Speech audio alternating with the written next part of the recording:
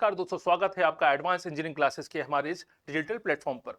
दोस्तों, पिछली क्लास में हमने देखा था अपनी महा सीरीज जो महातांडव सीरीज चल रही है हमारी, ठीक है, उसमें लेक्चर 1 और लेक्चर 2 में हमने 20-20 क्वेश्चनों को सॉल्व करने का प्रयास किया था और इन प्रश्नों के साथ हमने ये भी देखा था कि इन 20 प्रश्नों के साथ साथ और से रिलेटेड, इससे संबंधित और कौन कौन से प्रश्न पूछे जा सकते हैं।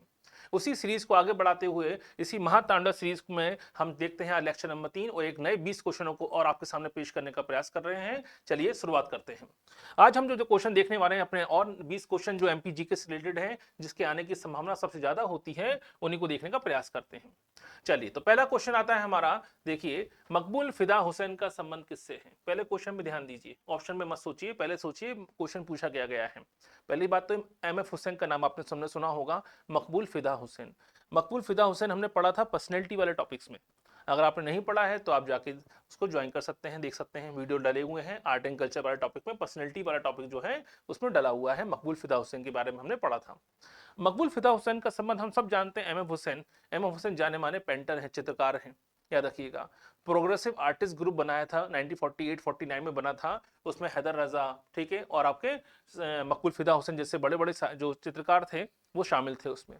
तो हमने चित्रकारों की अलग से लिस्ट तैयार की थी, याद रखिए, जिसमें विष्णु चिंचालकर का नाम मालूम होना चाहिए आपको, आपके देवधर लालीकर का नाम मालूम होना चाहिए, ठीक है, विष्णु आपके सैयद हैदर रजा का नाम मालूम होना चाहिए आपको। ये बड़े चित्रकार हैं जिनका जन्म या जिनका संबंध मध्य प्रदेश से रहा है।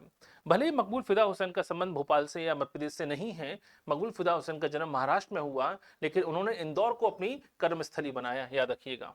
तो क्वेश्चन पूछा जा रहा है कि भाई मकबूल फिदा हुसैन जो हैं, इनका संबंध किस क्षेत्र से है? तो ये तो हम सब जानते हैं, एमएफ हुसैन कहते हैं इनको, मकबूल फिदा हुसैन एमएफ हुसैन कहते हैं। तो ये तो मालूम पड़ गया भाई इनका संबंध किससे है, चित्रकारिता से है। सही आंसर क्या आएगा, चित्रकारिता से।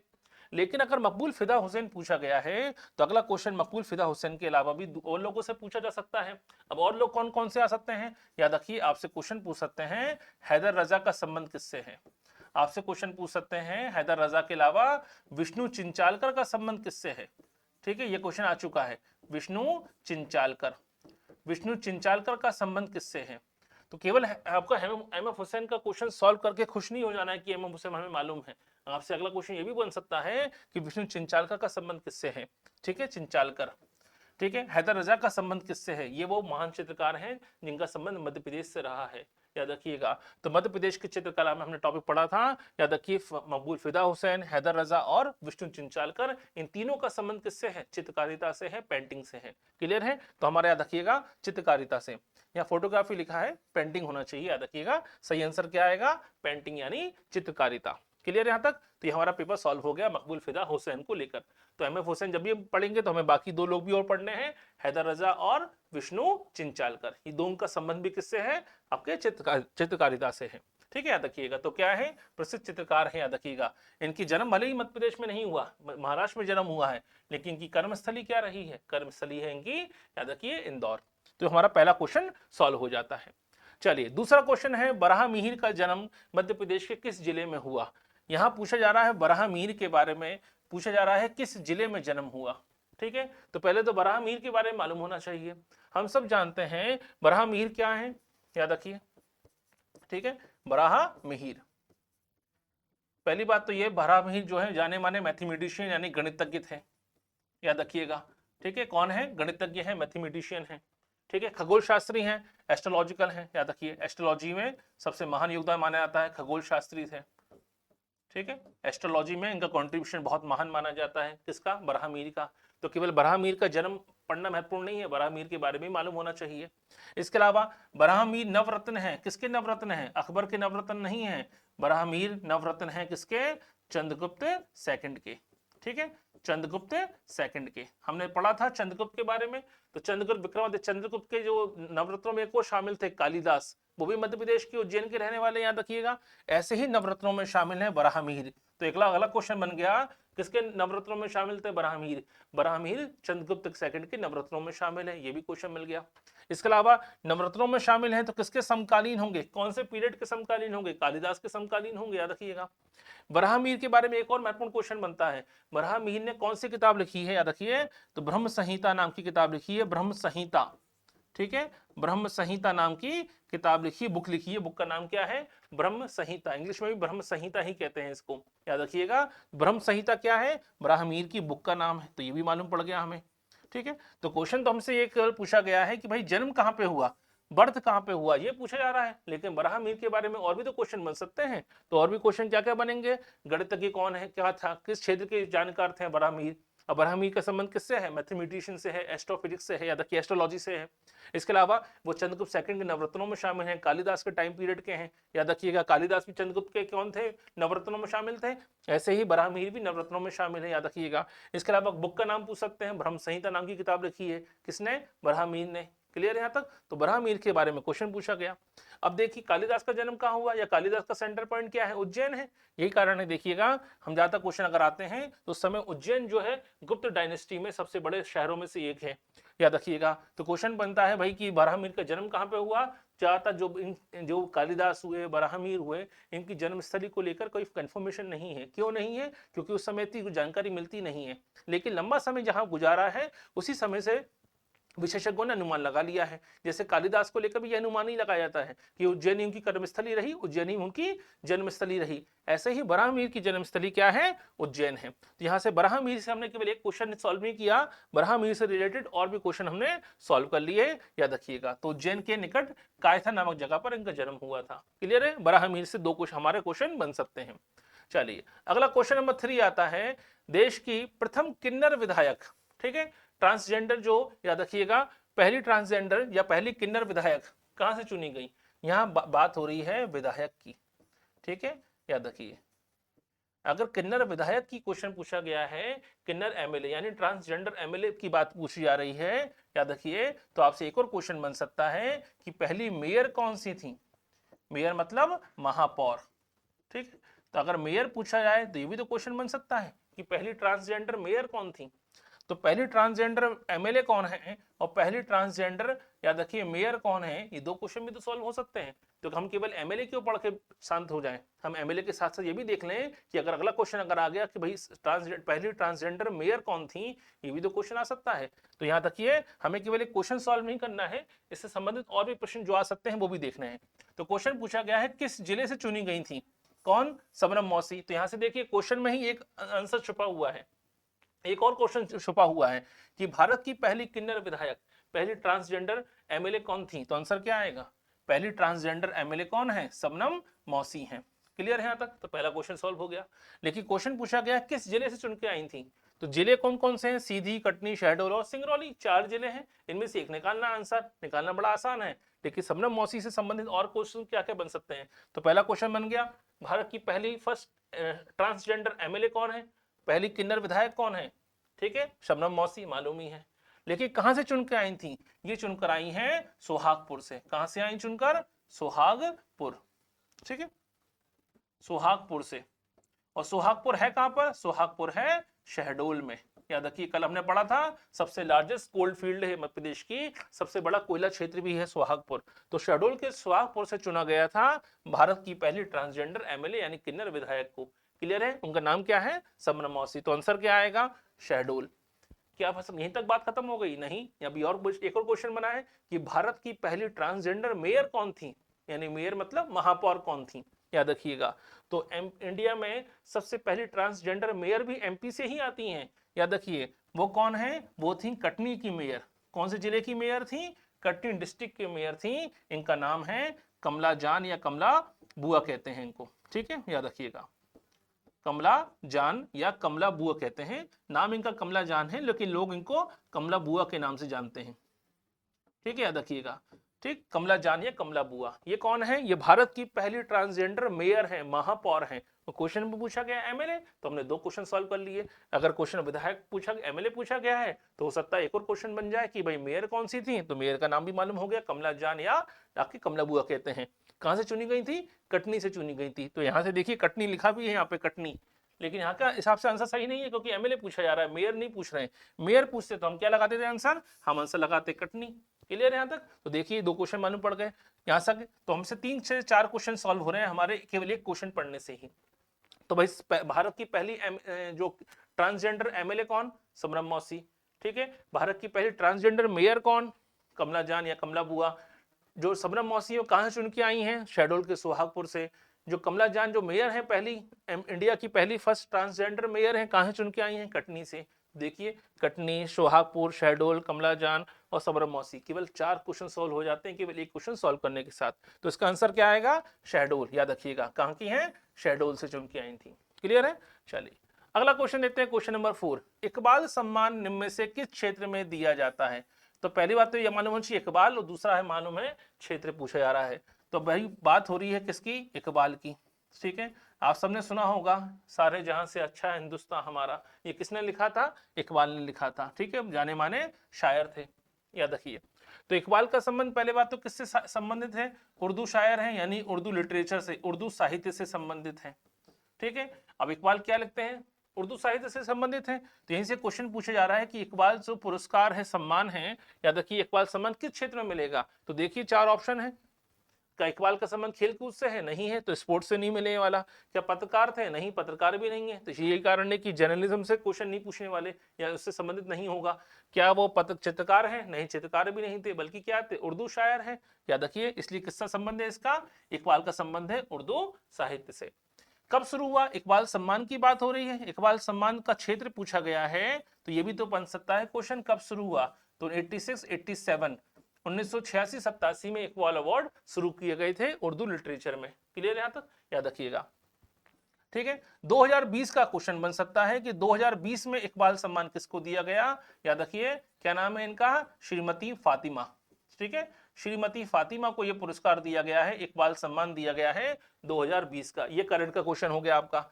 तो यहां से करंट से क्वेश्चन बन सकता है कि 2020 के बाद तो मिला नहीं अभी, तो 2020 का क्वेश्चन बन सकता है कि 2020 का इकबाल सम्मान किसे को दिया गया? श्रीमती फातिमा को दिया गया। क्लियर यहां तक?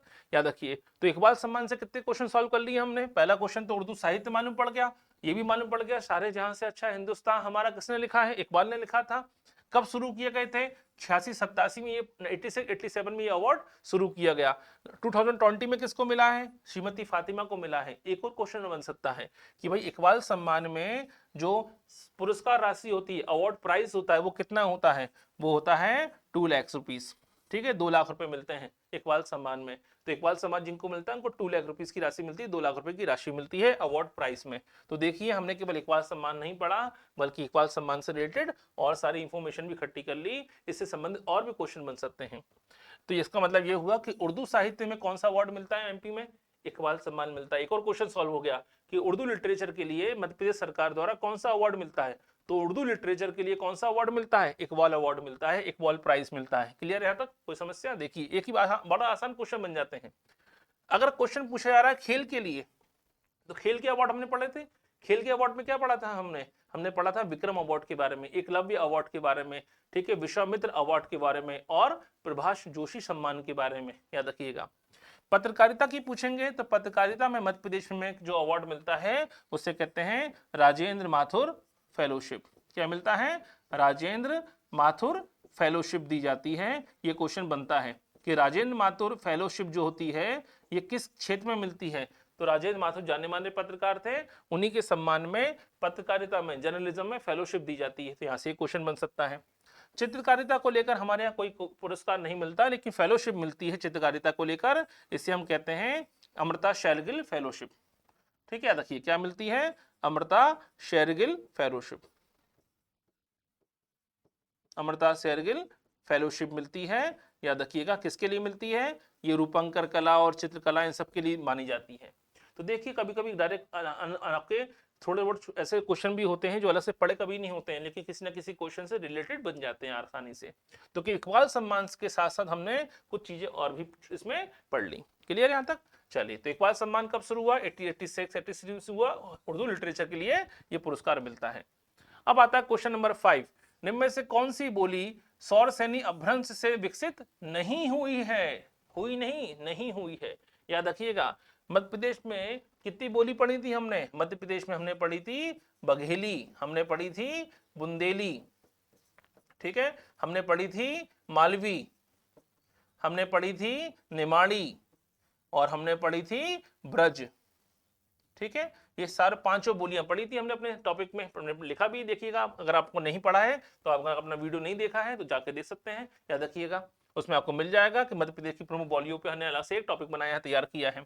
तो शौर सैनी अपभ्रंश जो होता है, ज्यादातर भाषाएं जो होती हैं इसी से मिलकर निकल के बनी है, हिंदी का ही परिवर्तित रूप से बनी है। इसी सब चीजों से ही हिंदी का विकास हुआ, याद रखिएगा। तो बघेली, बुंदेली, मालवी, निमाड़ी और ब्रज, ये 5 बोली बोली जाती है मध्य प्रदेश में बड़ी स्तर पे, याद रखिए, बड़े पैमाने पर।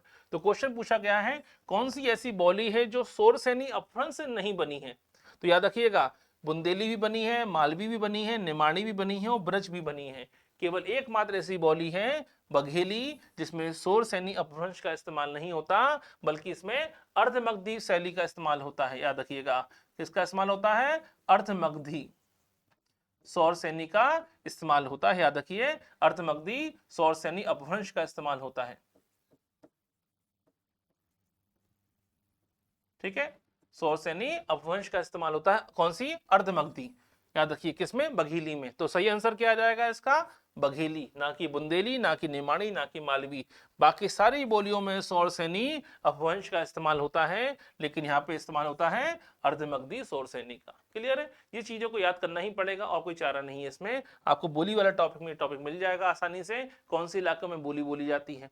अब बघेली की बात हो रही है तो भाई बघेली आंसर है, तो बघेली कहाँ बोली जाती है ये मालूम होना चाहिए। बघेली बोली जाती है, याद रखिएगा, शहडोल के इलाकों में। ठीक है, शहडोल का इलाका है, रीवा का इलाका है, पन्ना का इलाका है, ठीक है, सिंगरौली का इलाका है। ये वो इलाके हैं जहां पर, उमरिया का इलाका है, कटनी है, ये वो इलाके हैं जहां पे बघेली लैंग्वेज या बघेली बोली बोली जाती है। ठीक है, तो आंसर क्या आ गया हमारा? बघेली। क्लियर है? याद रखिए, तो बघेली का विकास कैसे हुआ है? अर्धमगधी अपभ्रंश से हुआ है, ना कि शौर सैनी अपभ्रंश से। ठीक, अब आते हैं ब्रज भाषा के प्रमुख रचनाकार कौन है। अब देखिए, दो बड़ी महत्वपूर्ण भाषाएं हैं, ब्रज और अवधी। अवधी उत्तर प्रदेश में खूब बोली जाती है, अवध का इलाका कहलाता है, और ब्रज तो वहीं से है। अवधी और ब्रज में क्या है? मीठापन बहुत है। ठीक है, याद रखिए, यही कारण है। देखिए, ज्यादातर जो भजन गाए गए उस समय के पर हम देखते हैं 15 सेंचुरी में, 15 और 16 सेंचुरी में जो भारत में चल रहा है, रिफॉर्म चल रहा था, सोशल रिफॉर्म और रिलीजियस रिफॉर्म चल रहा था, सामाजिक धार्मिक सुधार आंदोलन चल रहे थे, खासकर धार्मिक सुधार आंदोलन। उस समय हम देखते हैं कि बहुत लोग उभर कर सामने आते हैं। हम देखते हैं कबीर का नाम चलता है, सूरदास हैं, तुलसीदास हैं, बड़े पैमाने पर सभी ने अवधी और ब्रज भाषा को ही चुना है। तो याद रखिएगा, उस समय के जितने भी हम देखते हैं जो सूफी संत आए, उनकी भाषा तो अलग है मान लीजिए, लेकिन जो समय के आपके सनातन धर्म में जो आपके जितने भी संत आए, ज्यादातर सबने संत ब्रज और अवधी भाषा के इस्तेमाल किया है। चाहे वो मीराबाई हो, चाहे कबीर हो, चाहे तुलसीदास हो, याद रखिएगा। ठीक है, चाहे रसखान हो, सभी ने। तो यहाँ से क्वेश्चन पूछा जा रहा है कि ब्रज भाषा का प्रमुख रचनाकार कौन है। तो ब्रज भाषा का कोई प्रमुख रचनाकार कोई भी नहीं है, सभी ने ब्रज भाषा का इस्तेमाल किया है अपने पदों की रचना के लिए, अपने भजनों के लिए, अपने आपके जो काव्य रचना के लिए। तो यही कारण है, याद रखिएगा, चाहे मीराबाई हो, सूरदास हो, रसखान हो, ये सभी ने क्या किया है? सभी ने ब्रज भाषा का इस्तेमाल किया है। इसलिए कोई एक पर्टिकुलर रचनाकार नहीं है। इसका आंसर क्या आएगा? इसका आंसर याद रखिए, ये सभी आएगा, ऑल ऑफ दीज आएगा। तो आंसर क्या होगा? ऑल ऑफ दीज, क्योंकि ये वो एरा है, ये वो समय है, वो टाइम पीरियड है जहां ज्यादातर भजन जो लिखे गए वो, याद रखिए, ब्रज भाषा में या अवधी में ही लिखे गए हैं। याद रखिए, तो चाहे सूरदास की सूर सारावली हो, आपने साहित्य लहरी हो, चाहे मीराबाई हो, रसखान की किताबें हो, रचनाएं हो, ये सभी काय में लिखी गई हैं। इन सबके पद, इन सबके भजन, इन सबके काव्य लिखे गए हैं ब्रज भाषा में। इसलिए आंसर क्या आएगा? यह है सभी।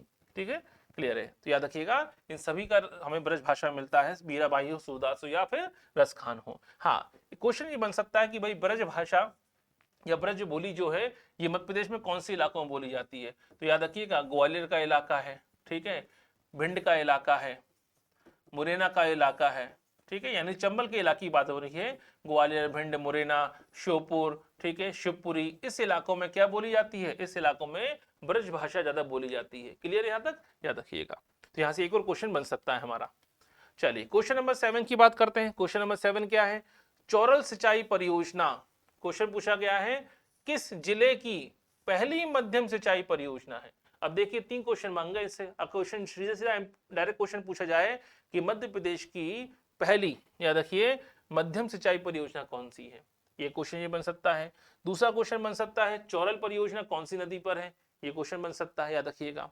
तो डायरेक्ट क्वेश्चन पूछा गया है चौरल सिंचाई परियोजना। अब चौरल पूछा गया है तो बहुत सारी परियोजना शुरू हो सकती हैं। थावर परियोजना भी आ सकती है, तवा परियोजना भी आ सकती है, बरगी परियोजना भी आ सकती है, हलाली परियोजना भी आ सकती है, उर्मी परियोजना भी आ सकती है, गांधी सागर भी आ सकता है, जोवट परियोजना भी आ सकती है, ठीक है, राजीव बजाज सागर परियोजना भी आ सकती है, माही परियोजना भी आ सकती है। अनगिनत परियोजनाएं हैं, याद रखिएगा। लेकिन कुछ ना कोई कारण तो रहा होगा ना इसको पूछने का। याद रखिए, इतनी हजारों परियोजनाएं, सैकड़ों परियोजनाएं चल रही हैं, केवल नर्मदा पर ही 150 परियोजनाएं चल रही हैं, सोचिए। याद रखिए, तो कितनी याद करेंगे आप। लेकिन पूछने वाले ने कोई ना कोई कारण तो सोचा होगा। याद रखिए, बनाने वाले ने, क्वेश्चन बनाने वाले ने, कि चोरल ही क्यों पूछा। याद रखिए, पहला क्वेश्चन तो यहाँ से एक और क्वेश्चन बनता है कि भाई ये चोरल नदी है, ठीक है, चोरल नदी जो है, याद रखिए, ये किस शहर की प्यास बुझाने के लिए या किस शहर में जलापूर्ति के लिए इस पर परियोजना शुरू की गई थी। तो चोरल नदी पर परियोजना शुरू की गई थी इंदौर शहर की पेयजल के संकट को खत्म करने के लिए। जो ड्रिंकिंग वाटर सप्लाई है उसको प्रॉपर बनाए रखने के लिए, इंदौर शहर के पेयजल की व्यवस्था को बनाए रखने के लिए। जैसे भोपाल में है कोलार परियोजना, ठीक है, तो कोलार परियोजना बनाई गई थी ताकि भोपाल के लोग, जो 20 लाख की आबादी है, इसको पेयजल उपलब्ध कराया जा सके। याद रखिएगा, ऐसे ही इंदौर में पेयजल सुविधा को बढ़ाने के लिए, पेयजल सुविधा प्रोवाइड कराने के लिए, ड्रिंकिंग वाटर सप्लाई को प्रोवाइड कराने के लिए ही शुरू की गई थी चोरल परियोजना। कौन सी नदी पर है? चोरल नदी पर है, याद रखिएगा। ये मध्य प्रदेश की पहली मध्यम सिंचाई परियोजना कहलाती है। तो आंसर क्या आ जाएगा इसका? इसका आंसर आ जाएगा इंदौर।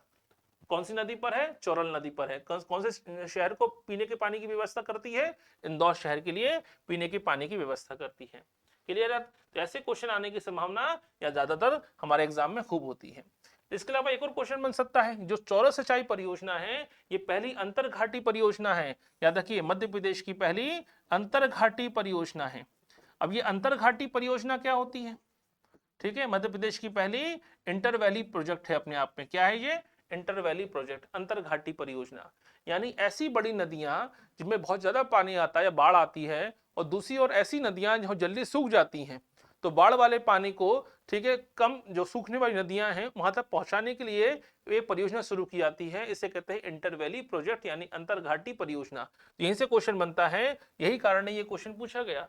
इतनी सैकड़ों योजनाओं में से एक चोरल परियोजना ही क्यों पूछी गई? इसलिए पूछी गई है क्योंकि ये मध्य प्रदेश की पहली इंटर वैली प्रोजेक्ट है, मध्य प्रदेश का पहला अंतरघाटी परियोजना है। इसका नाम क्या है? चोरल परियोजना, जो इंदौर में है, चोरल नदी पर। तो यहां से चोरल परियोजना से आपसे कई सारे क्वेश्चन सॉल्व हो गए। पहले तो इंदौर शहर की पेयजल की सुविधा उपलब्ध कराती है परियोजना, दूसरा एमपी की पहली इंटर वैली प्रोजेक्ट है, अंतरघाटी परियोजना है। ठीक है, याद रखिए।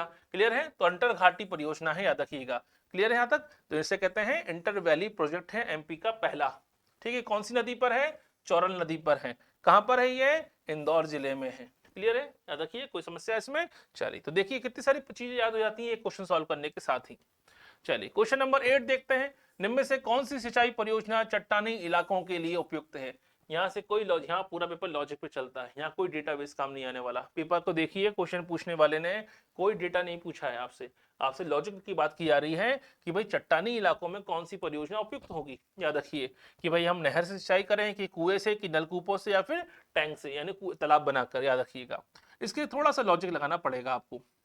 ठीक है, अगर आपने एमपी का मैप अच्छे से पढ़ा है, जो हमने पहली क्लास पढ़ी थी, वो जब इरिगेशन पढ़ाया गया था तब भी आपको ये चर्चा चली थी, याद रखिए, पढ़ाया गया था इसके बारे में। तो इरिगेशन वाला टॉपिक अच्छे से पढ़ लीजिएगा, ये टॉपिक आपका वैसे ही लॉजिक लग जाएगा इसमें आसानी से। ठीक है, देखिए एमपी की बात चल रही है, मध्य प्रदेश में देखा था हमने, याद रखिएगा। हम जानते हैं कि अगर इस परियोजना को पढ़ने के लिए, सिंचाई परियोजना पढ़ने के लिए, सिंचाई इस तरीके के क्वेश्चन सॉल्व करने के लिए आपके पास लॉजिक होना जरूरी है, और लॉजिक के लिए जरूरी है डेटा। याद रखिए, तो ठीक है, ये जो इलाका दिख रहा है आपको, ये है ब्लैक सॉइल का इलाका। कौन सी सॉइल है ये? ब्लैक सॉइल है, यानी काली मिट्टी का इलाका है। ये जो दिख रहा है इलाका, इसे कहते हैं एलुवियल सॉइल। ठीक है, एलुवियल सॉइल। ये जो इलाका दिख रहा है आपको, ठीक है, ये इलाका कहलाता है मिक्स सॉइल। ठीक है, मिक्स सॉइल। और ये जो इलाका दिख रहा है आपको, ठीक है, ये कहलाता है red yellow soil. Red yellow soil, याद रखिए। अब इसका संबंध इसी टॉपिक से है, याद रखिए। ठीक है, ब्लैक सॉइल का नेचर होता है कि वो पानी को एब्जॉर्ब कर लेती है। याद रखिएगा, पानी ब्लैक सॉइल क्या करती है, काली मिट्टी पानी को एब्जॉर्ब करती है। अब पानी को एब्जॉर्ब किया गया है, नीचे पहुंचा दिया, अंडरग्राउंड वाटर ग्राउंड वाटर तक पहुंचा दिया गया है, तो ग्राउंड वाटर को निकालने के लिए आपको क्या इस्तेमाल करना पड़ेगा, आपको इस्तेमाल करना पड़ेगा कुआं या नलकूप का इस्तेमाल करना पड़ेगा। या तो कुएं का इस्तेमाल करोगे या फिर नलकूप का इस्तेमाल करोगे, सीधी सी बात है, पानी को निकालना नीचे से। यही कारण है कि भाई इस इलाके में तो आप क्या करोगे, इस इलाके में आप कभी भी, ठीक है, चट्टानी इलाका तो है नहीं, ये तो मिट्टी वाला इलाका है, तो इस इलाके में कुएं नलकूप होंगे। लेकिन हमारा क्वेश्चन है चट्टानों से, और चट्टानों से खोदना, चट्टानों में ट्यूबवेल लगाना इतना आसान नहीं होता। ठीक है, चंबल के इलाके की बात करेंगे। चंबल के इलाकों में एलुवियल सॉइल है। एलुवियल सॉइल का नेचर कैसा होता है, पानी बह जाता है, तो यहाँ पानी बह जाता है तो सबसे आसान होता है यहाँ पे नहरें बनाना, क्योंकि मिट्टी बड़ी ही कोमल होती है, नाजुक होती है, इस इलाके की मिट्टी बड़ी ही सॉफ्ट होती है सॉइल, तो एलुवियल सॉइल बहुत सॉफ्ट है, यहाँ तो बना दो कैनाल, तो कैनाल भी बना दी अपने। तो बचा क्या, चट्टानी इलाका। जिस इलाके में चट्टानें ज्यादा होंगी उस इलाके में दो फायदे हैं। एक तो वहां नहर बनाना तो आसान तो नहीं है, कैनाल बनाना, क्योंकि बहुत ज्यादा कॉस्ट आएगी, क्योंकि आपको बहुत ज्यादा, ठीक है, खुदाई करनी पड़ेगी, चट्टानें तोड़नी पड़ेंगी, तो लागत बहुत आएगी, कॉस्ट बहुत ज्यादा आएगी। दूसरा, उस इलाके में अगर आपने चट्टानी इलाका है तो ऐसी जगह पे हम क्या करेंगे, हम उस इलाके में ट्यूबवेल खोदना आसान होगा क्या, कुएं बनाना आसान होगा, नहीं होगा। लेकिन चट्टाने की फायदा क्या होती है, चट्टाने जो रॉक्स होती है वो पानी को एब्जॉर्ब नहीं करती है, तो पानी को स्टोर करना आसान हो जाता है। तो पानी को स्टोर करना आसान है तो क्या बनाओगे आप बनाओगे टैंक, सीधी सी बात है। क्योंकि आप मालवा के इलाकों में, ब्लैक सॉइल के इलाकों में टैंक बनाओगे तो पानी को एब्जॉर्ब कर लेगी वो, तो नहरों वाला इलाकों में पानी को स्टोर की जरूरत ही नहीं करने की, वो तो पानी बहता रहता है, स्टोर कैसे करेंगे। तो चट्टानी वाले इलाकों में नहर बनाना आसान नहीं है, क्योंकि लागत ज्यादा आएगी। कुआं सिंचाई बनाना आसान नहीं है, क्योंकि भाई कॉस्ट ज्यादा आएगी, याद रखिए। तो चट्टानी वाले इलाकों में सबसे आसान है कि पानी को स्टोर करना ज्यादा आसान है, कि भाई छोटा सा गड्ढा किया, पानी स्टोर करना आसान है, तो यही कारण टैंक की सिंचाई करना ज्यादा आसान है। तो इसका मतलब ये हुआ कि अगर लॉजिक लगाया जाए कि भाई कि चट्टानों के हार्ड रॉक्स में कौन से इलाकों में सिंचाई सबसे आसान हो जाएगी, तो याद रखिए अगर हमें चट्टानी इलाकों में सिंचाई करनी है तो हमें पानी को स्टोर करना है बस। तो स्टोर करने के लिए हम क्या करेंगे, हम करेंगे टैंक से सिंचाई। यही कारण है क्वेश्चन पूछा जाता है कि मध्य प्रदेश में टैंक या तालाबों से, टैंक से सिंचाई सबसे ज्यादा कहां पर होती है, सबसे ज्यादा होती है बालाघाट में, याद रखिएगा। बालाघाट एंड सिवनी, ये दो जिले ऐसे हैं जहां मध्य प्रदेश में मैक्सिमम टैंक से सिंचाई होती है, याद रखिएगा, क्योंकि यहाँ की रॉक्स क्या है, बहुत हार्ड है। तो चट्टानी इलाकों में क्या सिंचाई होगी, टैंक से सिंचाई होती है। यहाँ से क्वेश्चन हमारा लॉजिकल क्वेश्चन सॉल्व हो गया। क्लियर है यहाँ तक, तो याद रखिएगा कहाँ सिंचाई करेंगे चट्टानी इलाकों में, आप करेंगे टैंक या तालाबों से सिंचाई करना ज्यादा आसान है। चलिए अगला क्वेश्चन देखते हैं, क्वेश्चन नंबर 9। राजस्थान और मध्य प्रदेश की संयुक्त परियोजना निम्न में से राणा प्रताप सागर किस नदी पर है। अब देखिए यहाँ से क्वेश्चन कितने बन गए, क्वेश्चन में ही एक दो क्वेश्चन सॉल्व हो गए आपके। राजस्थान और मध्य प्रदेश की संयुक्त परियोजना कौन सी है, राणा प्रताप सागर। तो अगला क्वेश्चन बन सकता है राणा प्रताप सागर, ठीक है, कौन से दो राज्यों की संयुक्त परियोजना है, तो क्वेश्चन में लिखा हुआ है मध्य प्रदेश और राजस्थान। आपसे क्वेश्चन पूछा जा रहा है कि भाई किस नदी पर है, किस रिवर पर है, ठीक है, याद रखिएगा। तो पहले राजस्थान, और अगर हम बात करें राजस्थान और मध्य प्रदेश की संयुक्त परियोजना की, तो याद रखिएगा इस परियोजना में राणा प्रताप सागर भी है, एक और आता है उसे कहते हैं जवाहर सागर, ठीक है, जवाहर सागर, ये भी इसी परियोजना का पार्ट है। इसके अलावा गांधी सागर, ये भी इसी परियोजना का पार्ट है, ठीक है। तो अगर आपने राणा प्रताप सागर पढ़ा है तो आपने जवाहर सागर और गांधी सागर भी आपको पढ़ना याद करना जरूरी है। राणा प्रताप सागर, जवाहर सागर, गांधी सागर, यही तीनों मिलके कहलाते हैं, याद रखिएगा, इसे हम कहते हैं चंबल परियोजना, चंबल घाटी परियोजना, ठीक है। चंबल वैली प्रोजेक्ट कहलाता है, चंबल घाटी परियोजना कहलाता है। तो चंबल वैली प्रोजेक्ट में 3 डैम बनाए गए हैं, याद रखिए कौन कौन से, गांधी सागर, जवाहर सागर और राणा प्रताप सागर। क्लियर है, तो चंबल नदी पे बनाए गए हैं। तो क्वेश्चन पूछा गया किस नदी पर है, तो आंसर क्या आएगा, आंसर आएगा चंबल नदी पर। क्लियर है, तो याद रखिएगा केवल एक परियोजना नहीं है, इस 3 परियोजना है, राणा प्रताप सागर, जवाहर सागर और गांधी सागर। इसमें से एमपी में केवल एक ही है, एमपी में कौन सी है, मंदसौर में आती है गांधी सागर। कौन से जिले में है, मंदसौर जिले में आती है। जवाहर सागर कोटा डिस्ट्रिक्ट में है, इस टॉपिक को हम अलग से पढ़ चुके हैं पूरा, याद रखिएगा। और राणा प्रताप सागर चित्तौड़गढ़ में है। तो देखिए एक क्वेश्चन सॉल्व किया और 4 से 5 डेटा हमारे पास उपलब्ध हो गए। तो आंसर क्या आएगा इसका, इसका आंसर आएगा चंबल नदी पर। क्लियर है यहाँ तक, तो केवल कोटा नहीं, केवल गांधी सागर नहीं है, बल्कि जवाहर सागर और याद रखिए गांधी सागर के साथ साथ राणा प्रताप सागर भी आपने पढ़ने को मिल गया। ठीक है, चलिए अब अगले देखते हैं। ठीक है, तो कौन सी नदी पर है? चंबल नदी पर है। 1964 में शुरू की गई थी। आपके राजस्थान और मध्य प्रदेश की संयुक्त परियोजना है। इसी परियोजना का भाग है कई सारे, याद रखिएगा कौन कौन से भाग हैं। अगर आपने पढ़ा होगा, एक तो हमने अभी पढ़ा जवाहर सागर और गांधी सागर। ठीक है, अगला देखिए, अब आता है कौन सा अंतर्राज्यीय परियोजना के संदर्भ में सूची 1 और सूची 2 जो है उसको मैच द कॉलम जमाना है आपको। अब मैच द कॉलम जमाने के लिए आपको लॉजिक चाहिए। देखिए, याद रखिए, पहला क्वेश्चन क्या है? चंबल घाटी परियोजना, अभी पढ़ा, चंबल घाटी काय में आती है? राजस्थान और मध्य प्रदेश की। तो आंसर लगा दीजिए राजस्थान और मध्य प्रदेश। तो आंसर कौन सा हो गया? पहले का बी। ठीक है, फर्स्ट का क्या हो गया? बी हो गया। ठीक है, दूसरा क्वेश्चन क्या है? सॉरी, यहाँ नहीं, यहाँ लगाना है। पहले का आंसर हो गया बी। दूसरा है रानी लक्ष्मीबाई परियोजना।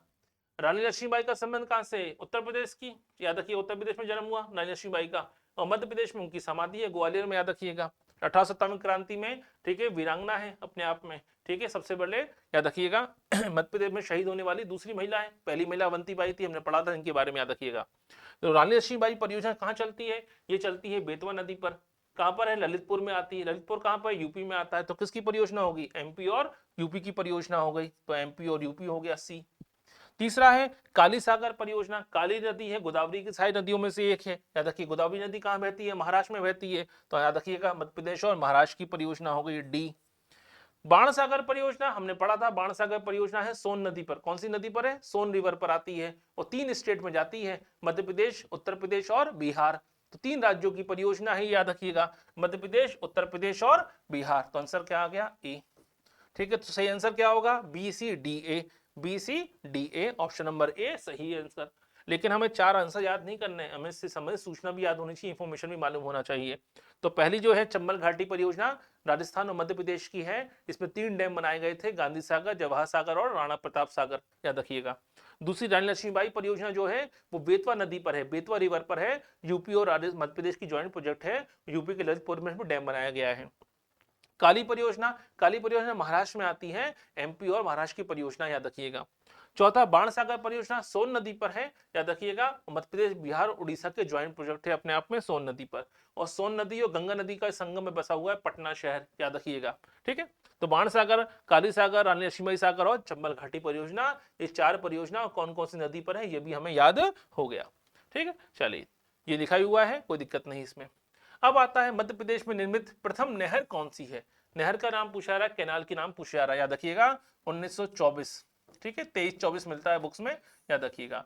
1923-24 में एमपी में पहली नहर बनाई गई थी बालाघाट जिले में। याद रखिए, कौन सी जिले में?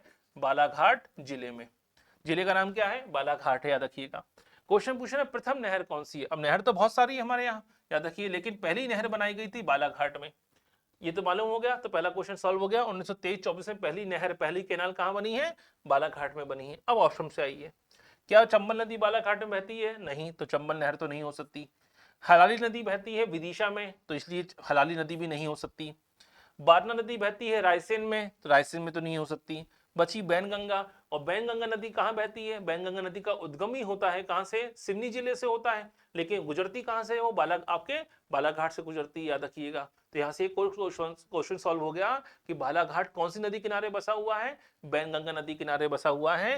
यही कारण है कि बैनगंगा नदी पर मध्य प्रदेश में बालाघाट जिले में पहली नहर, पहली कैनाल बनाई गई थी। तो आपने केवल एक क्वेश्चन सॉल्व नहीं किया, आपने 2 क्वेश्चन सॉल्व कर लिए, 3 क्वेश्चन सॉल्व कर लिए। पहली नहर कब बनी थी, कौन से जिले में बनी थी, और कौन सी रिवर पर बनी थी, याद रखिएगा। तो मध्य प्रदेश की पहली नहर जो है बारना नहर है, याद रखिएगा। कौन से जिले में है? बालाघाट जिले में आती है। ठीक है, तो 1923-24 में बैनगंगा नदी पर बनाई गई थी, याद रखिएगा। कौन से जिले में आती है? बालाघाट जिले में आती है। क्लियर है, याद रखिए। चलिए, अब आता है हलाली नहर। देखिए, अभी पढ़ा था हलाली। हलाली क्या है? याद रखिएगा, बेतवा रिवर पढ़ी होगी आपने, बेतवा नदी। ठीक है, बेतवा की ट्रिब्यूटरी है, सहायक नदी है, कौन सी? हलाली। ठीक है, सहायक नदी है हलाली। ठीक है, और ये नदी है कहां पर? यह है विदिशा में। कहां पर है? विदिशा में। ठीक है, यही से क्वेश्चन बनता है। तो क्वेश्चन पूछा है हलाली नहर कौन से जिले में है? अब विदिशा में ही परियोजना चलती है बेतवा नदी पर, सम्राट अशोक सागर परियोजना। नाम सुना ही होगा, सम्राट अशोक सागर परियोजना। ये सम्राट अशोक सागर परियोजना ही कहां पर आती है? हलाली परियोजना कहलाती है। याद रखिए, हलाली परियोजना छोटी परियोजना है, बेतवा पर ही विदिशा में सहायक नदी और जहां पे संगम होता है यहां बनाई गई है सम्राट अशोक सागर परियोजना। याद रखिएगा, तो हलाली किसकी सहायक नदी है? बेतवा की। ठीक है, याद रखिए, बेतवा नदी पर ही बना है डैम सम्राट अशोक सागर परियोजना विदिशा में। हलाली नदी विदिशा में ही किससे मिलती है? बेतवा नदी से मिलती है। याद रखिए, तो आंसर क्या है? क्या? विदिशा। तो हलाली नहर कहां पर है? हलाली नहर है विदिशा में, नदी का नाम ही है। याद रखिएगा, ठीक है। चलिए, तो ये हो गया हमारा किसके बारे में। याद रखिए, तो कहां पर है? विदिशा जिले में आती है। हलाली नहर का निर्माण किया गया था, बेतवा नदी पर आती है। बेतवा और रायसेन जिले को लाभ प्राप्त होता है इससे। चलिए, अब अगला आता है मध्य प्रदेश का पहला प्लाईवुड कारखाना। अब प्लाईवुड की बात हो रही है भाई साहब, ठीक है। प्लाईवुड कैसे बनेगी? लकड़ी से बनेगी, सीधी सी बात है, ठीक है। याद रखिए, तो कहां कहां पर है? सुहागपुर, छिंदवाड़ा, नैनपुर और इटारसी। इस क्वेश्चन को याद ही कर लीजिए, क्योंकि प्लाईवुड कारखाने तो बहुत सारे बन चुके हैं, जबलपुर में, नरसिंहपुर में, खंडवा में, ठीक है, छिंदवाड़ा में, सिवनी में, बहुत जगह बड़े पैमाने में प्लाईवुड कारखाने चल रहे हैं इस समय। लेकिन अगर क्वेश्चन पूछा जाए कि भाई पहला प्लाईवुड कारखाना कब स्टैब्लिश हुआ, तो 1964 में, ठीक है। याद रखिएगा, 1964 में बना था इटारसी में। तो इटारसी काय में आता है? होशंगाबाद में। तो हो सकता है इटारसी क्वेश्चन ना आए, अगली बार क्वेश्चन आ जाए कि पहला प्लाईवुड कारखाना कौन से जिले में स्थापित हुआ, तो डायरेक्ट आंसर लगाइए इटारसी 1964 में, 1964 में। याद रखिएगा, प्लाईवुड जब भी कारखाना आएगा तो आपको हमेशा इटारसी ही लगाना है, ठीक है। याद रखिए, पहली की बात जब पहला कारखाना पूछेंगे, लेकिन वर्तमान में तो बहुत सारे कारखाने स्थापित हो चुके हैं। यहाँ पे कोई लॉजिक काम नहीं करेगा, यहाँ पे आपको याद ही करना पड़ेगा। क्योंकि छिंदवाड़ा में याद रखिए हर्रा बनता है, ठीक है। याद रखिएगा, हर्रे से बनती है स्याही बनती है यहाँ पे। याद रखिए, भिलाला से स्याही बनती है, हर्रा से स्याही बनती है इस इलाके में। सुहागपुर कोयले का इलाका क्षेत्र है, शहडोल में कोयले कोल फील्ड का इलाका है अपने आप में। याद रखिएगा, यहाँ से क्वेश्चन बन सकता है, तो आपको याद ही करना है 1964 में पहली जो लगाई गई थी मिल, 1964 में स्थापित हुई थी। कहां पर? इटारसी में। क्लियर है यहाँ तक? चलिए, कुछ क्वेश्चन ऐसे इनका एक्सप्लेनेशन हो ही नहीं सकता, क्योंकि डायरेक्ट याद ही करने पड़ते हैं। जैसे अगला क्वेश्चन देखिए, क्वेश्चन है माटी कला बोर्ड। अब ऐसे बोर्ड बहुत सारे हैं, याद रखिए। अब माटी कला है, कला क्षेत्र से आर्ट एंड कल्चर जुड़ा हुआ है। अब माटी कला बोर्ड अपने आप में क्या है? एक ऑर्गेनाइजेशन है, संस्थान है मध्य प्रदेश सरकार का, जो कला, साहित्य, लिटरेचर, यहाँ तक कि आपके रूपांकर कला, चित्रकला, इन सबका संगम करती है, इन सबको रेगुलेट करती है। तो मध्य प्रदेश कला जो माटी बोर्ड बनाया गया है, वो नए नए कलाकारों को प्रोत्साहन देने के लिए बनाया गया है। कला क्षेत्र में मध्य प्रदेश को योगदान देने के लिए बनाया गया, ताकि नई नई कलाओं को उभारे, नए नए कलाकारों को उभार के आए। इसी के लिए बनाया गया है कला बोर्ड। वो आपको याद करना पड़ेगा, क्योंकि पूरे एमपी में एक ही है। कहां पर है? भोपाल में है। याद रखिए, बस तो इतनी जानकारी तो होनी चाहिए। मध्य प्रदेश कला बोर्ड कहां पर है? पूरे भोपाल में, एमपी में एक ही जगह पर है, भोपाल में। ऐसे संस्थान याद रखिएगा, ऐसे संस्थान भोपाल में ही होते हैं, तो भोपाल राजधानी है, याद रखिएगा, ठीक है। तो माटी कला बोर्ड का मुख्यालय कहां पर है? भोपाल में। अब आता है मध्य प्रदेश का प्रथम नगर निगम। अब यहां से क्वेश्चन पूछ रहे हैं नगर निगम, और पूछ रहे हैं प्रथम कौन सा है। तो पहली बात तो याद रखिए, नगर निगम की बात हो रही है, तो वर्तमान मालूम होना चाहिए, ठीक है। तो पहला नगर निगम की अगर बात करें तो 1864 में मध्य प्रदेश का पहला नगर निगम था जबलपुर। तो जवाब तो आपको मिल ही गया, ठीक है। ऑप्शन में तो आपको मालूम पड़ ही गया कि आंसर क्या होगा? जबलपुर। लेकिन बात इतनी ही नहीं है, जबलपुर के अलावा भी तो क्वेश्चन बन सकता है नगर निगम से, याद रखिएगा। तो पहला नगर निगम कब बना? 1864 में बना था जबलपुर में। याद रखिए, पहला क्वेश्चन सॉल्व हो गया। दूसरा, वर्तमान में कितने नगर निगम है? इन प्रेजेंट वर्तमान में कितने नगर निगम है? वर्तमान में नगर निगम कितने हैं मध्य प्रदेश में? याद रखिए, 14 नगर निगम है, ठीक है। बहुत सी बुक्स में 16 मिलता है, गलत कर हो जाता है, याद रखिए पेपर। अभी 2 प्रस्तावित हैं, बने नहीं है। वो 14 नगर निगम है, 16 नहीं है, 2 प्रस्तावित हैं, अनाउंस कर दिए गए हैं, बनाए नहीं गए हैं। तो वर्तमान में केवल 14 नगर निगम है, ये मालूम होना चाहिए। क्वेश्चन नंबर तीसरा बन सकता है कि भाई नगर निगम स्टैब्लिश कैसे होते हैं? याद रखिएगा, 74 अमेंडमेंट, 74वें संविधान संशोधन से स्टैब्लिश किए जाते हैं वर्तमान में नगर निगम। तो 74वें संविधान संशोधन से, 74 अमेंडमेंट से, याद रखिए, स्टैब्लिश किए जाते हैं, स्थापित होते हैं, गठन होता है। इन प्रेजेंट 74 अमेंडमेंट से स्टैब्लिश होते हैं नगर निगम, याद रखिएगा, ठीक है। क्लियर यहाँ तक? कोई समस्या है इसमें? ऐसे बेसिक क्वेश्चन कम से कम मालूम होने चाहिए नगर निगम के बारे में। अगर पहला नगर निगम पूछा गया है जबलपुर में, तो ये भी क्वेश्चन बन सकता है कि पहली नगर पालिका कौन सी थी। अगर नगर निगम पूछा गया है तो नगर पालिका भी क्वेश्चन आ सकता है। तो पहली नगर पालिका थी, याद रखिएगा, 1907-1908 की बात है, याद रखिएगा, ये थी दतिया, ठीक है। तो मध्य प्रदेश की पहली नगर पालिका कौन सी है? दतिया। तो पहला नगर निगम पूछा गया है, तो पहली नगर पालिका भी पूछी जा सकती है, और पहली नगर पालिका है दतिया में 1907-1908 में। तो यहां से हमारा एक और क्वेश्चन सॉल्व हो गया। क्लियर है? तो हम केवल एक क्वेश्चन सॉल्व नहीं कर रहे हैं, हम टेस्ट सीरीज में और भी क्वेश्चन हमारे सॉल्व होते जा रहे हैं। तो नगर निगम से क्वेश्चन पूछा गया, वर्तमान नगर निगम मालूम पड़ा, अमेंडमेंट मालूम पड़ गया, कहां पर ये मालूम पड़ा, कब एस्टेब्लिश हुआ ये भी मालूम पड़ गया, और पहली नगर पालिका पूछेंगे तो ये भी मालूम पड़ गया 1907-8 में दतिया नगर पालिका मध्य प्रदेश की पहली नगर पालिका है। बस इस क्वेश्चन का जो आंसर है वो जबलपुर है, याद रखिए। ठीक है, चलिए, तो पहला नगर निगम कब बना? 1864 में जबलपुर में स्टैब्लिश हुआ था, ये मालूम पड़ गया हमें। अगला क्वेश्चन है, किस पंचवर्षीय योजना में गांधी सागर बांध स्थापित किया गया? याद रखिए, गांधी सागर बांध की बात हो रही है। अब गांधी सागर बांध जो है वो राजस्थान और एमपी का ज्वाइंट प्रोजेक्ट है, अभी हमने पढ़ा था, एमपी और राजस्थान का संयुक्त परियोजना है। दूसरा, गांधी सागर बांध कौन सी नदी पर है, ये भी क्वेश्चन बन सकता है, चंबल नदी पर आता है, ये क्वेश्चन बन गया। तीसरा, ये एमपी की पहली हाइड्रो पावर परियोजना है, मध्य प्रदेश की पहली जल विद्युत परियोजना है, मध्य प्रदेश की फर्स्ट हाइड्रो पावर, एमपी की पहली हाइड्रो पावर प्रोजेक्ट है, अपने आप में पहली जल विद्युत परियोजना है, एमपी की फर्स्ट हाइड्रो पावर प्रोजेक्ट है। इसके अलावा क्वेश्चन बन सकता है, कब शुरू हुआ? 53-54 में शुरू हुआ। कब शुरू हुआ? 53-54 में शुरू हुआ। अब देखिए, जो पहली पंचवर्षीय योजना थी जिसकी चर्चा हमने पिछली क्लास में करी थी, 1951 से 1955 तक चली थी। तो पहली पंचवर्षीय योजना कब चली? फर्स्ट 5th ईयर प्लान कब चला? 51 से लेके 55 तक चला, और 53 में योजना शुरू हुई है। तो आंसर क्या आएगा? आंसर आएगा पहली पंचवर्षीय योजना। तो गांधी सागर बांध के बारे में 3 इंफॉर्मेशन मालूम पड़ी। इसके अलावा गांधी सागर बांध है कहां पर? ये मध्य प्रदेश के मंदसौर जिले में आता है। कौन सा डिस्ट्रिक्ट में है? मध्य प्रदेश के मंदसौर डिस्ट्रिक्ट में है। कौन सी नदी पर है? चंबल नदी पर है। एमपी के फर्स्ट हाइड्रो पावर प्रोजेक्ट है, 1953-54 में शुरू किया गया था। एमपी राजस्थान का ज्वाइंट प्रोजेक्ट है। हमने क्वेश्चन केवल एक आया था, हमने उससे रिलेटेड कई सारी इंफॉर्मेशन इकट्ठी कर ली, याद रखिएगा। ठीक है, क्लियर है? तो याद रखिए, पहली पंचवर्षीय योजना के दौरान एस्टैब्लिश किया गया था 1953-54 में गांधी सागर परियोजना। अब आती है, राज्य मानवाधिकार आयोग के अध्यक्ष अधिकतम कितनी आयु प्राप्त करने पर पद पर धारण नहीं कर सकते?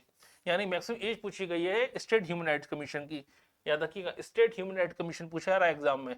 ठीक है, याद रखिए। तो स्टेट ह्यूमन राइट्स कमीशन की अगर हम बात करें तो मध्य प्रदेश में state human rights commission, state human rights commission act लाया गया था 1993 में।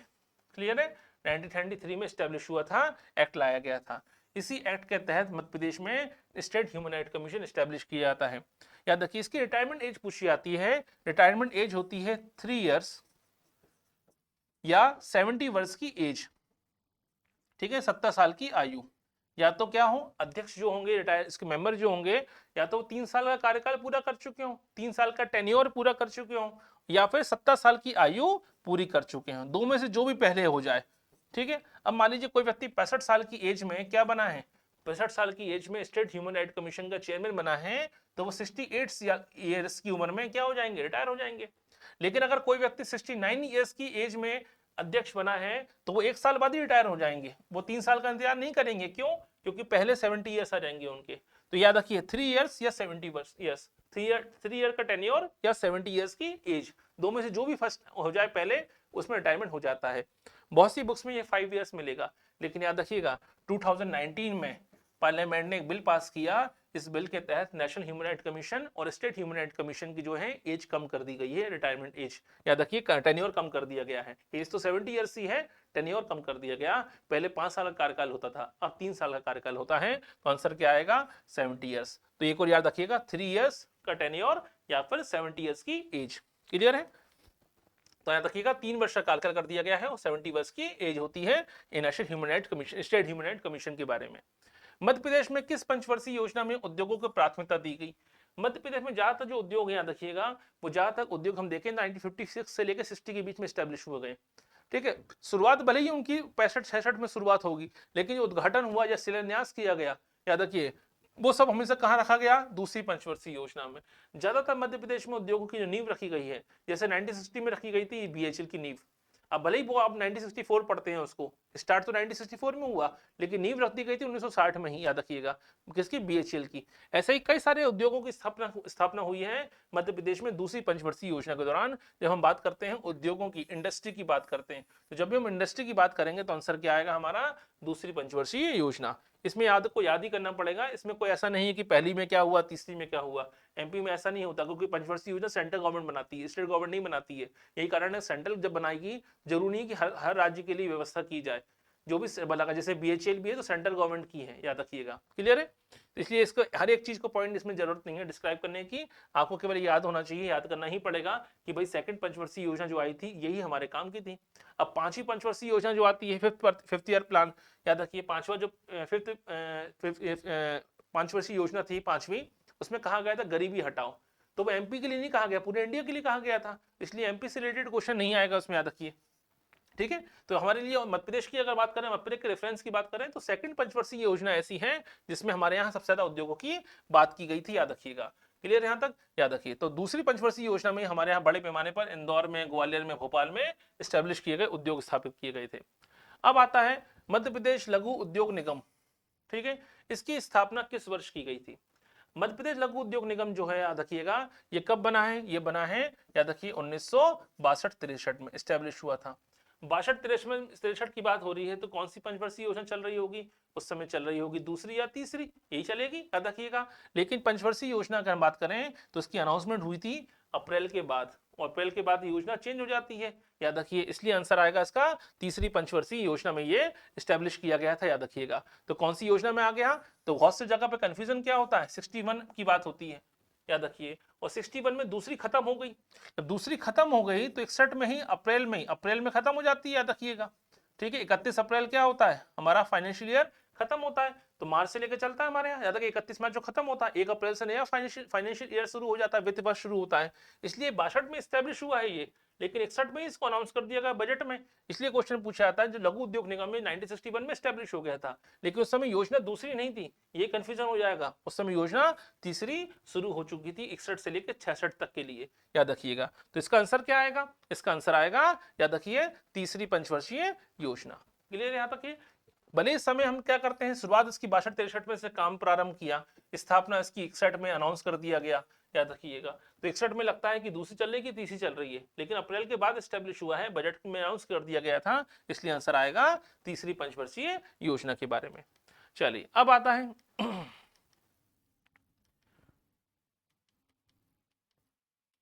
ठीक है, लास्ट क्वेश्चन है हमारा, मध्य प्रदेश में औद्योगिक विकास निगम की स्थापना किस वर्ष की गई? जो औद्योगिक विकास निगम है हमारा, ये स्टैब्लिश हुआ था 1965 में, 1965 में ये स्टैब्लिश हुआ है तीसरी पंचवर्षीय योजना में। कौन सी योजना में आया? क्योंकि पंचवर्षीय योजना में डायरेक्ट क्वेश्चन पूछते हैं, याद रखिएगा। तो थर्ड फिफ्थ ईयर प्लान जो है हमारा, इस प्लान में ये स्टैब्लिश किया गया था, तीसरी पंचवर्षीय योजना में स्थापित किया गया था 1965 में, याद रखिए। क्लियर है यहाँ तक? यहाँ से क्वेश्चन बन सकता है, जब लघु उद्योग निगम से ये क्वेश्चन बन सकता है कि कौन सी पंचवर्षीय योजना में शुरू हुआ, तो ये भी तो क्वेश्चन बन सकता है कि भाई मध्य प्रदेश में औद्योगिक विकास निगम कब स्थापित हुआ। तो स्थापना की 1965 याद होना जरूरी है, लेकिन पंचवर्षीय योजना अगर पूछ ली गई तो 1965 में, याद रखिएगा, 1961 से लेकर 65 तक, 66 तक, सॉरी 65 तक कौन सी योजना चलेगी? इस समय योजना चलती है तीसरी पंचवर्षीय योजना। क्लियर है यहाँ तक? याद रखिए। तो ये क्वेश्चन बन सकता है कि कौन सी योजना में शुरू किया गया था। तो ये वो 20 क्वेश्चन हैं, जिस 20 क्वेश्चन को पढ़ने के दौरान, सॉल्व करने के दौरान हमने इससे रिलेटेड और भी प्रश्न जानने का प्रयास किया है। इसी महातांडव से टेस्ट सीरीज का यही उद्देश्य है कि आपकी परफॉर्मेंस अच्छी से अच्छी हो और आप ज्यादा से ज्यादा क्वेश्चन को सॉल्व करें, जो डाउट हो उसको क्लियर करें। याद रखिए। क्लियर है यहाँ तक? चलिए मिलते हैं अगले लेक्चर में, मिलेंगे और हम नई टेस्ट सीरीज के साथ, नए क्वेश्चंस के साथ आपके साथ मिलकर इनको सॉल्व करने का प्रयास करेंगे। आपके डाउट अगर कोई हो तो आप चैट बॉक्स में डाउट भी क्लियर अपने क्वेश्चन भेज सकते हैं। क्लियर है? तो कोई समस्या हो, कोई भी जानकारी हो, उम्मीद है आपको ये पसंद आया होगा। ये टेस्ट सीरीज, महातांडव टेस्ट सीरीज में आपका पूरा स्वागत है। ठीक, तो मिलते हैं अगली क्लास में। चलिए, तो ये हमारा महत्वपूर्ण टॉपिक होता है। इसके अलावा आप ज्वाइन कर सकते हैं फेसबुक, इंस्टाग्राम और टेलीग्राम के माध्यम से हमसे जुड़ सकते हैं और इस टेस्ट सीरीज के बारे में, पूरे कोर्स के बारे में, जो लक्ष्य बैच चल रहा है आपके एग्जाम को लेकर, उसके बारे में आप जानकारी प्राप्त कर सकते हैं PDF के माध्यम से भी, और आपके वीडियो के लिंक भी प्राप्त कर सकते हैं टेलीग्राम से हमसे जुड़कर। मिलते हैं अगली क्लास में। Till then, good bye.